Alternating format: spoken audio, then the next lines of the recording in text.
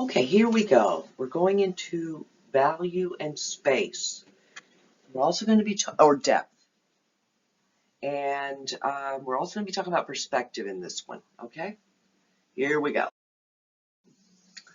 This is not a photograph. This is actually a painting. And Goings is actually using his skills to wow you with how fabulously he can capture these things so realistically. Value and space and perspective and color and texture, using all those tricks to fool your eye. Okay? Value. For the purposes of this class, I'm going to state this. Black and white are no longer colors. They are values. So black and all the grays going to possible to white are all values from now on. Okay? An artist uses value in work to convey mood and setting and things like that, but one important way they use it is this way. The term is chiaroscuro, fancy. It's Italian. Chiaroscuro, light, chiaro, and scuro, dark. And that is using value to create the illusion of form on a two-dimensional artwork. Oh, it sounds tricky, but it isn't. Chiaroscuro, watch my demo on this and you'll be glad. It'll make clear sense to you, okay? This is where artists use black, whites, and shades of gray to create the illusion of form on a two-dimensional surface, okay? This is chiaroscuro, this drawing here of this sphere, okay? Notice the smooth transition from very dark to very light. You need to be smoother. You choose a light source, and where the light's hitting that sphere the most is actually the lightest, of course. And as it arcs back to underneath, it gets darker and darker because the light, of course, is hitting it less. This is using value. We never use the word shading. If I see that word in any of your exams, I'm going to freak out and put a big red X on there. Shading is verboten. It's chiaroscuro, or using value to create form. We talked about tenebrism in Unit 1, that extreme use of contrast, often in a realistic setting like this painting, The Calling of St. Matthew. Here, the call that's being answered by St. Matthew here is the call of God. He's literally being called upon by God to stop doing what he's doing, which is lending money, and become a disciple, become an apostle of his. He's getting the religious call. And that extreme dramatic light source is literally the presence of God as it highlights everyone's face. Called tenebrism. Space. There's lots of ways artists use to convey space or depth in a work. And that's when you probably want to use the word volume in paintings and things like that. That's not volume, that's space or depth, okay? A lot of students seem to forget that this is a real formal element. One way is through size. Things are bigger if they get seen closer up to you than they are when they're far away from you. Another is overlapping, one thing in front of the other, okay?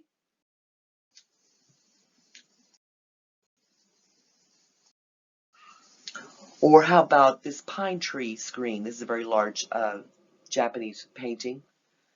And notice how the trees in the background are very, very indistinct, almost like they're covered in fog. Well, that's really using size, overlapping, texture, value, all those things are creating that illusion in combination to create that sense of depth or space. Perspective. There are three types of perspective, and the first is atmospheric, which is landscape. Think of landscape when you're driving down the road. Say you're driving, long road, and things up close to you are quite readable, they're distinct, there's lots of color and detail, you can read it, everything.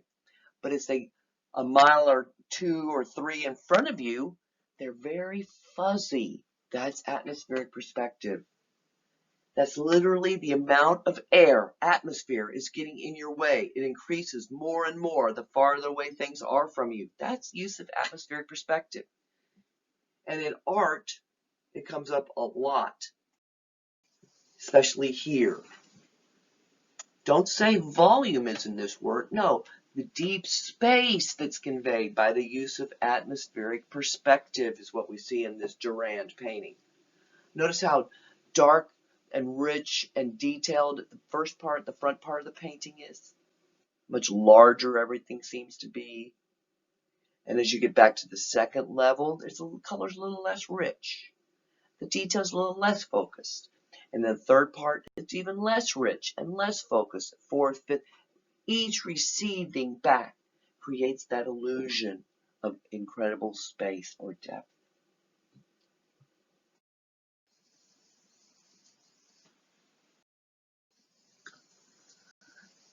Another type of perspective is a mathematical type of perspective.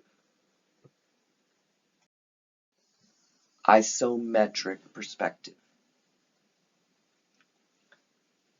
This is actually a mathematical construct. This isometric perspective is that artists used to create the illusion of space or depth, and they use it as a system to convey it. Okay, so it's very kind of systematical on purpose.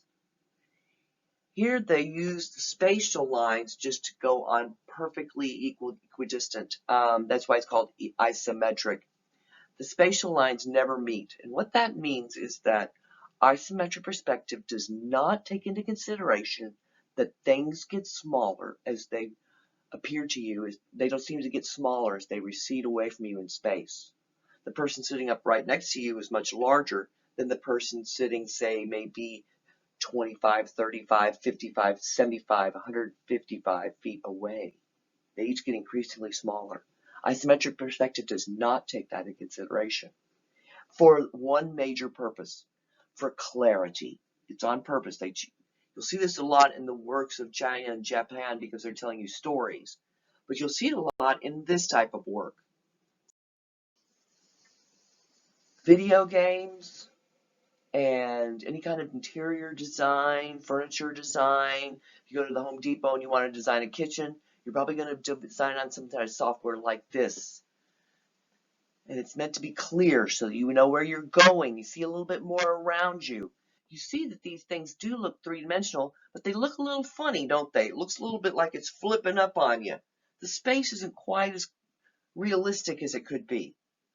That's because you want to be able to see around some of those corners and some of those spaces. That's what I mean by clarity. Okay? This is isometric perspective.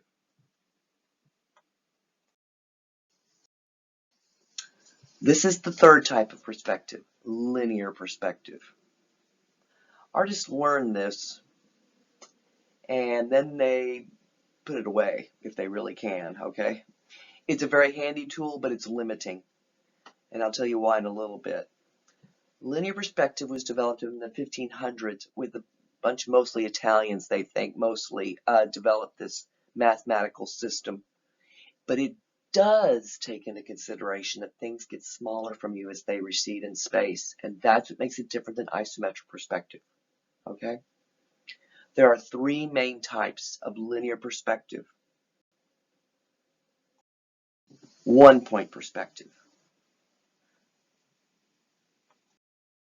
There is a horizon line. It's a theoretical one, like that blue line we see on the line and the drawing here, the schematic. And since one-point perspective, there is one vanishing point. That is where all the spatial lines are converging. You see it all converging in this picture, all to that one point. And everything comes out equally from that one vanishing point. Okay? That's one-point perspective. It's very limiting because everything is sort of on that one vanishing point, and it's always facing fully frontal at you. But when you see this type of work in one-point perspective, it's definitely an attention getter in art. You definitely would notice if it was coming right out at you as the viewer. Boom! You're meant to notice it, okay? Then there is something called 2-point perspective and 3-point perspective. This piece is actually in 2-point perspective. It's one of the earliest pieces. This is a huge 25-foot fresco in the Sistine Chapel by Raphael. 1510 was the year. And it's in 2-point perspective mostly. Okay. And there are 2 vanishing points on the horizon line. We'll show you a schematic here in a minute. But you'll find something out that my Drawing 1 students find out when you use 2-point and 3-point perspective, and that is the moment you decide how you want your piece to look spatially and you're using a perspective system, guess what? 1, 2, or 3 vanishing points may not even be on the page. The mind boggles. But here's how it works. Notice how in Raphael's School of Athens, see that box there where the left vanishing point goes off to one side and the right one is way off the side of the image? That's what's limiting about these mathematical constructs in art. Art will not be contained. That's why artists learn perspective, but then they kind of put it away and aren't a slave to it. You just have to kind of see it and know it. 2-point. 3-point perspective is where there is two vanishing points still on the horizon line, but the third one's either above or below it, just hovering out in space. Think of it as the worm's eye view or the bird's eye view. This is a worm's eye view. This is in 3-point perspective.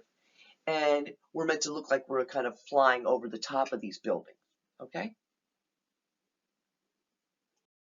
This is a worm's eye view.